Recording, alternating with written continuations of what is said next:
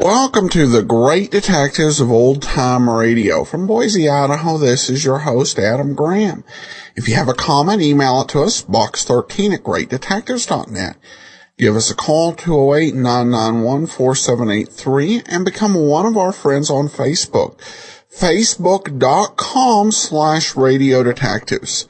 Today's episode is brought to you by the support of our listeners. Thank you so much for your support, and I especially want to thank James today for his contribution, and we'll be sending along access to our premium site, which we do with all donations of $7 or more. All right, well, now it's time to get into today's episode of Barrie Craig. This is our first 1955 episode from January 5th, 1955. Here now is Angel of Death. William Gargan stars as Barrie Craig, confidential investigator.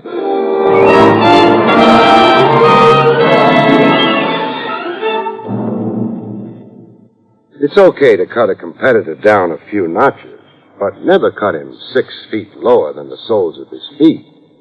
That's no longer fair competition, folks. That's murder.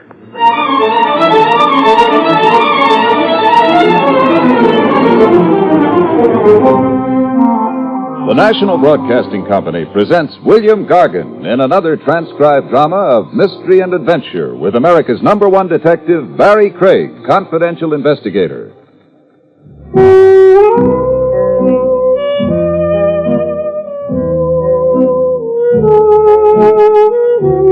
Barrie Craig speaking.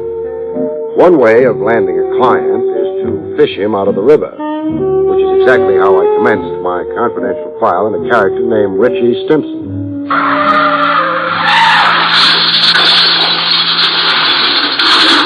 I jumped with my shoes on. I found Stimson's hat before I found Stimson. Nobody rescues a hat, so I didn't. When Stimson finally bobbed into reach, he promptly stuck one thumb in my eye and the remaining one in my jugular vein. Another thing nobody wants to do is drown in a stranger's embrace. When his jaw came up flush with the surface, I landed on it. He lay quietly on his back now, spouting water from the mouth like Moby Dick, and I began floating him to shore.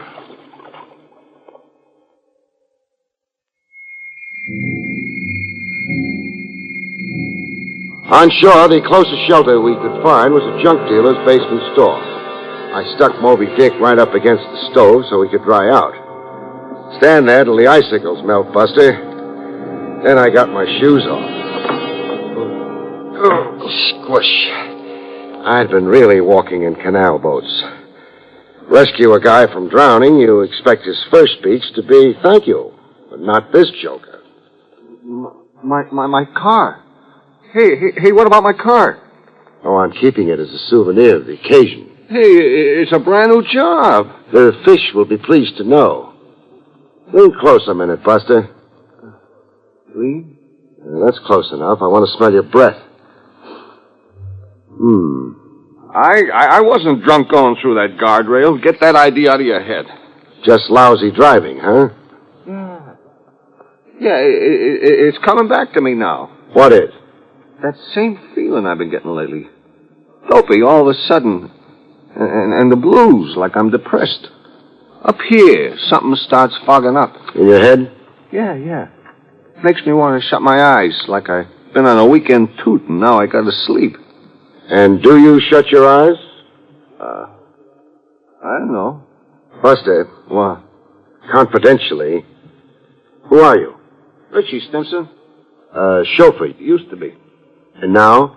A husband. That's, your occupation? Yeah, that is. Oh. Who are you? Barrie Craig. I'm a detective. Well, you know. And, where can I bill you? bill me for what? A suit of clothes, look. Oh, yeah, it's torn. Hey, you sure it wasn't torn before? Now, that's what I call gratitude. 472 1/2 Park Avenue. Send me the numbers and I'll write out a check. Where? Park Avenue? Ah, what's the surprise? Boy, your kisser, it's got 10th Avenue on it.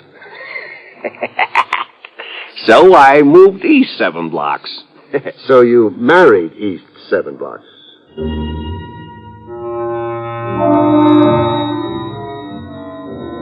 I mailed Stimpson my bill for a suit of clothes and a new pair of shoes.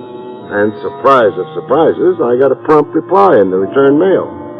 Addressee's name on it, Stimpson, with the Park Avenue address. Well, there was a check in it, but not exactly for $100 I had politely requested. The check had an extra zero on it, $1,000. Check signed, Natalie Stimpson. I read the short note that came with it. Dear Mr. Craig, a small token of my gratitude for the wonderful thing you did for my husband. Signed, Mrs. Natalie Stimpson. And there was a postscript. I would very much like to meet you at your convenience. $1,000 was the most elegant persuasion I knew.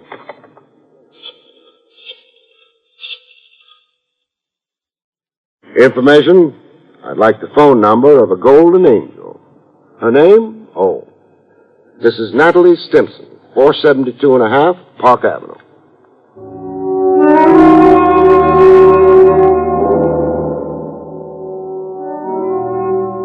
We met at a rendezvous at the lady's insistence, not mine. An out-of-the-way private for members only joint called the Club Socrates, where people dined lying down on couches like the old Roman nobility. The mate of the hotel wore a toga, and the slant-eyed waitresses were all made up to resemble Cleopatra. Natalie tried to clear up my confusion. It's a revival of old Roman dining habits, Barry. It's the newest fad. Imagine. It restores eating to what it should be. And what's that? Well, life's most gratifying experience. A sheerly exotic... Enough said. So, kick your shoes off, lie back on the couch, and luxuriate. Really enjoy it, Barry. So tell me, Tell you? why we're wallowing here. Oh, I want to talk to you about Richie. Oh, your ex-chauffeur and present husband. It's his unaccountable depressions. You worry over them. Richie's told you about them? You sound surprised. Well, I am, for Richie to confide so quickly. Well, I'm a guy people right away confide in. He says he gets, quote, dopey all of a sudden. Gets the blues. Becomes, depressed. And then up here in the beans, something starts fogging up, unquote. His reflexes go awry. He loses sense and coordination. I've seen it happen time and again. Well, give me an example. What? Well, in entering my dad's brokerage office some weeks ago, Richie burst through the door but continued going across the room. He didn't stop at Dad's desk. And where did he continue on to? Right through the window. How far did he fall? 2 stories. The miracle was he landed on a terrace on the 26th story. Otherwise, 28 floors to the sidewalk. Otherwise, a horrible death. What do you make of it? Well, I could go medical and call it an unconscious suicide wish, but I won't say it. Then what do you say? I say hand Richie over to a doctor. But he's been to doctors. Doctors in the plural? 6 doctors this year. What did the last chap say? That Richie's a normal neurotic. Yet he's accident-prone. Accident-prone. Those are exactly the words the other fellow, the lay analyst, used. So keep him under glass. Don't let him roam around. Now, is that practical advice? Maybe not. Now, besides sympathy, what do you want of me? I want you to be Richie's man friend. Come again? You see, I've got my own theory about Richie. That being? That he's a cat in a strange alley. He needs someone around he can feel at home with, someone who talks his language. Same being a slob like me, huh? I'll pay $1,000 a week. For me to chum around with Richie? Room with him, play gin rummy with him, go off to burlesque shows, all the things Richie used to enjoy doing. And for how long am I Damon to his Pythias? 1 month. 1 month for $4,000. Sold. And you'll do it? For $4,000, I'd swim underwater to Siam.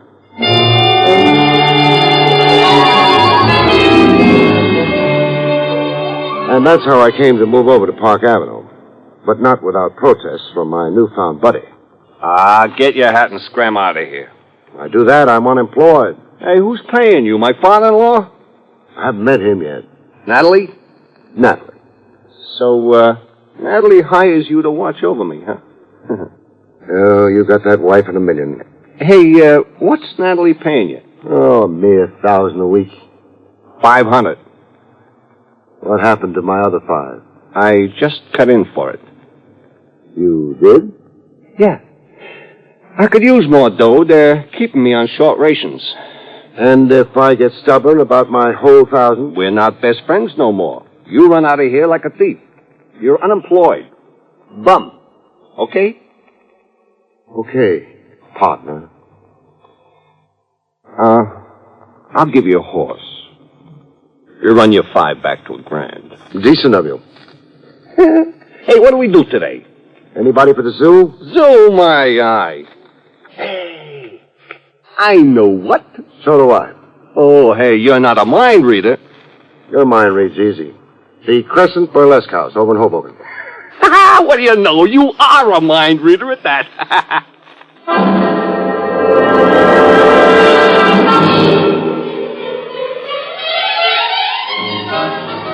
That was the chauffeur turned blue blood in one of his optimistic moods. I also got him in his pessimistic moods, and right on top of breakfast. Hey, the fog's coming up. It's beating at my eyeballs. You're depressed today. I feel lousy. Boy, how lousy I feel. Hating the world and yourself? Yeah. Yeah, that's one way of putting it. Hey, will you look? I can't even tie my shoelaces. Hand shaking? Yeah, like that head mom over at the Crescent last night. The reflexes all shot, huh? Who knows about reflexes? Now look, hold one arm out straight in front of you. Huh? Okay. Now what? Close your eyes. So they're closed. Now bring a finger back and touch the tip of your nose. Touch the tip. Oh! Trouble? I jabbed my finger in my eye. Couldn't find your own nose, huh? Hey, what does that mean? Your coordination's off. Way off? Way off. Hey, what does it to me, huh? Well, ask a doctor. What been the doctors? I've been tapped with little hammers, x-rayed. I've been laying on couches and talking myself hoarse. Talking about what? Oh, anything that came in my head. Psychiatry, this was. About kid days, my old lady. The time Lefty Louie came at me with a butcher knife. Over abroad, this was. And, about Miss Curran. Miss Curran? Yeah, my teacher in 4B. I used to dream about her a lot. I figured to marry her when I grew up. So why didn't you? Well, at the time I was in 4B, she was 72. No, what I got in for doctors, I tried them. Hey, what we do today, huh? We'll stay indoors and play gin. Leave us not tempt your reflexes.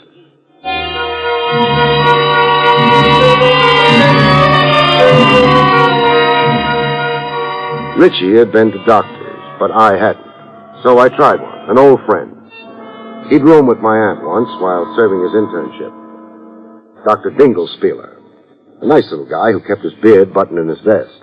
You say he has been to doctors? 6. He's run the gamut, from cardiography to psychoanalysis. Well, it is very strange that there was no recommended therapy. The symptomology seems to be clear. Meaning? The disorientation, the damage to the nervous system. Talk to me in English, not Greek. Either the man has a detectable nervous disorder or he is in a psychosis. As simple as that. I mean, medically speaking. A good physician should see what bothers Richie Stimpson by eye. A head doctor could do it by ear. Yeah, that's right. Absolutely apple pie for a doctor to diagnose. Now look, apple pie is for the cook and the kitchen. Okay, then say easy to diagnose. There is perhaps one simple conclusion to come to. Speaking for the doctors, I mean. And that is? That your friend had none of these symptoms you have described at precisely those times when the doctors examined him. Had none of the symptoms at the time of examination. Yeah. I'll need time to figure that one out, Doc. Now, tell me, which branch of medicine is more apt to be mistaken? The nerve specialist can be sure. Meaning the head doctor has a bigger margin of error. Well, psychic sickness is a more experimental medicine. It is, shall we say, in a stage of development. And Richie Stimson is in a stage of disintegration. Well, thanks for your time, Doc. If I said I wasn't twice as confused as when I came in, I'd be lying. Well, so long.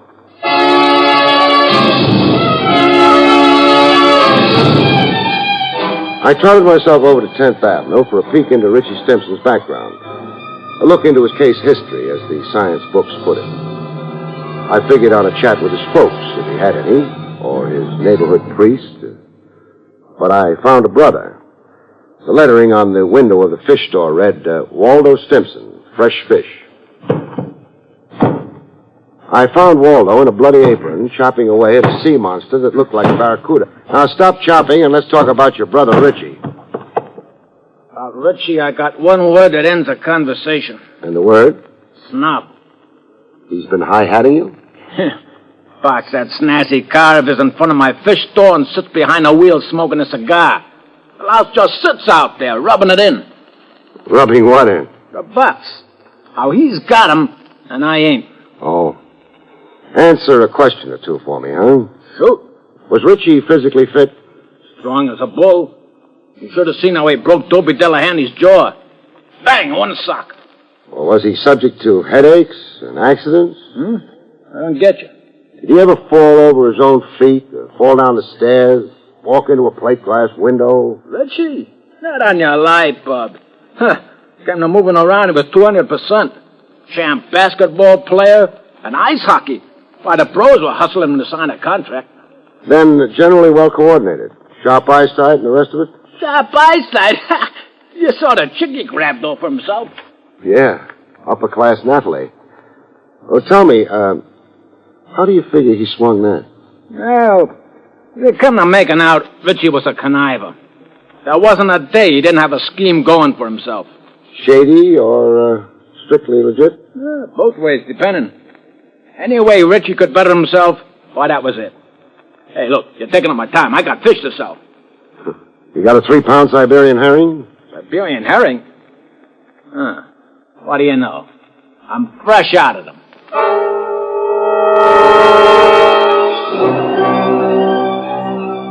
That led me to the father-in-law, C. Lindsay Bernard, broker. I wanted to know how come the uppercase Bernard had sanctioned his daughter's marriage to the family chauffeur.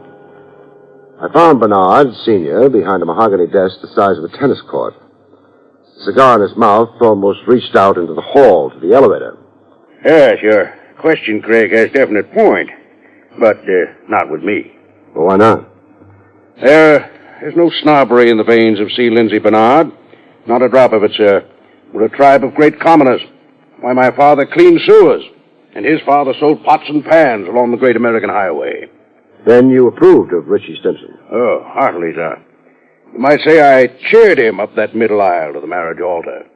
I favored Richie over Byron Follinsby. Yes, sir, a red-blooded young man like Richie. Why, I abetted his cause with Natalie. I am against the rich inbreeding with the rich. Very bad for progeny. Transmits white blood cells. Offsprings are anemic. Cut. My ears are bent. While we're on this high-level talk, a quotation comes to my head. Something we used to recite in school, Mr. Bernard, from Shakespeare. Oh, always a pleasure to hear Shakespeare quoted. The quotations, huh? Methinks you plead too hard. Is that a sneer at my veracity? It could be. Why, you foul-mouthed, low-born peasant. And a minute ago, you were the guy advertising himself as the great commoner.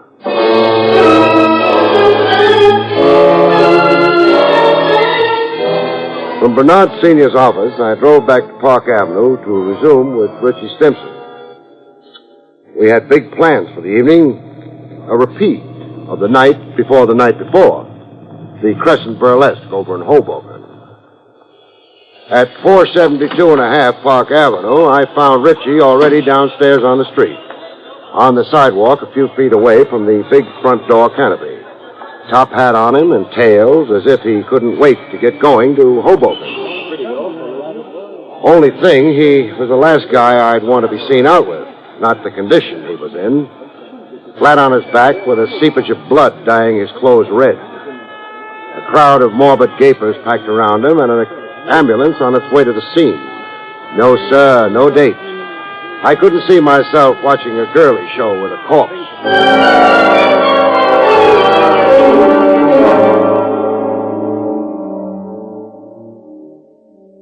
One byproduct of death you can be absolutely sure of is a widow's tears. Richie. Oh. And Natalie sure wept. Tears cascading down her until the little chiffon item she was wearing clung to her like a bathing suit after a dip in the ocean. The show of grief in a bereaved father-in-law comes harder.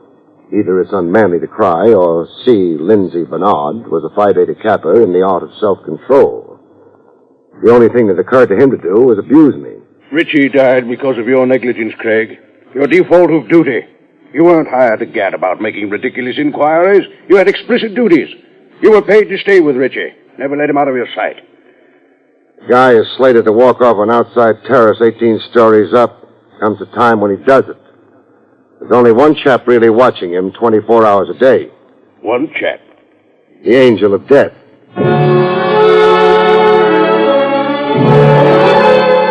The brother of the deceased can usually muster a tear or two. Poor kid. Death softened you toward your brother Richie, huh? Yeah. Yeah, I ain't got no hard feelings now. She set it like this here. Look at them drapes and that chandelier. Imagine walking out on it. Walking off a terrace into space 18 stories over the sidewalk. Yeah. What a way to go. Your beautifully coordinated brother. The kid with sharp eyesight and trained reflexes. Oh, about that. I didn't exactly feature the right dope on Richie that time we talked. I sort of left something out. You did? Yeah, something that came back to mind. You see, Richie was a big one for accidents. All the time falling down cellars or fire escapes. And your pains here in the head, always with a wet towel and the ice pack on his bean. You get me, huh? Better than you think, Waldo. Tell me something. What? Who's paying you to lie to me, and how much are you getting? Well, suppose I am in the way of a few bucks. No harm to nobody. Why should I pass it up? Because your brother was set up to accidentally kill himself. Or be murdered. Murdered? Now, how could that be? Say a push off that terrace. But you don't know that. No, I don't. But pushed or fell. Either way, it's murder. But he'd been dopey all the time, tripping over his own feet. You yourself told me that. Yeah, dopey and so forth. And I've got an explanation for that. What? Drugs. Somebody's been feeding Richie drugs. In his drink and in his food.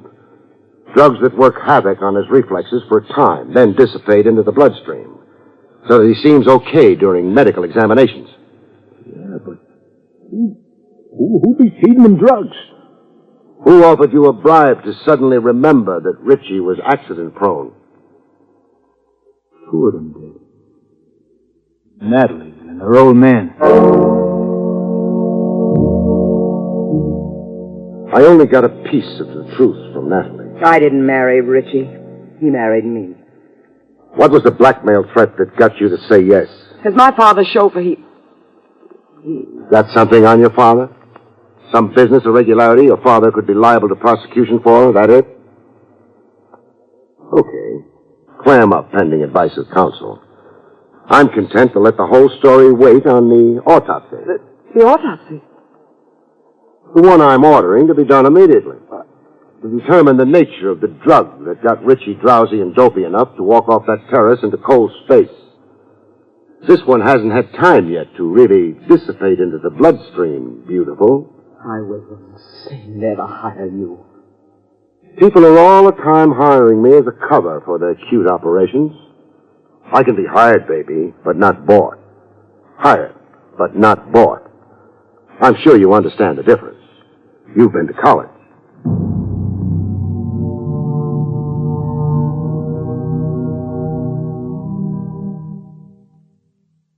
You have been listening to William Gargan in another exciting transcribed mystery drama from the adventures of Barrie Craig, confidential investigator. Tonight's story, Angel of Death, was written by John Robert. Next week, it's the strange story of the man who died by himself, about which Barrie Craig has this to say. We call next week's story The Man Who Died by Himself. Among other things and corpses, it deals with a fortune teller, a fortune, and a beautiful girl. And of course, the man who died by himself, except he wasn't entirely alone. He had a killer for company.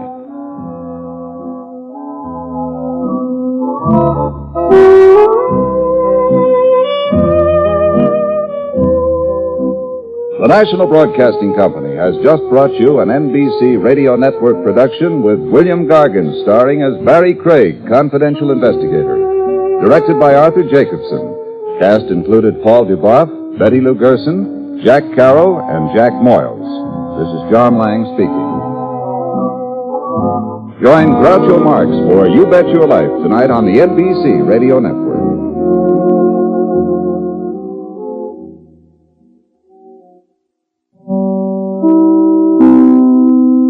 Welcome back. Well, today's show kind of reminded me of this month's Barrie Craig Extra, but for those of you with the app site or the premium site, we'll be saving that for next week. But this was, I think, a well-told story. I don't think the blackmail, angle was unpredictable. But still it was a good way kind of sorting out and getting to the truth, though not soon enough to save the victim's life. Though I think even if Barrie had discovered the truth while the guy was alive or had evidence of it, because I think no doubt he had some suspicions, I don't think the guy would have gone along with it. He had to suspect there was something going on with his nerves and everything failing, that someone was out to get him. And he was greedy, and I think he would probably just have kept on trying to exploit and milk the situation regardless of the risk. But that's probably more speculation than anything else on my part. All right, well, we do turn to listener comments and feedback.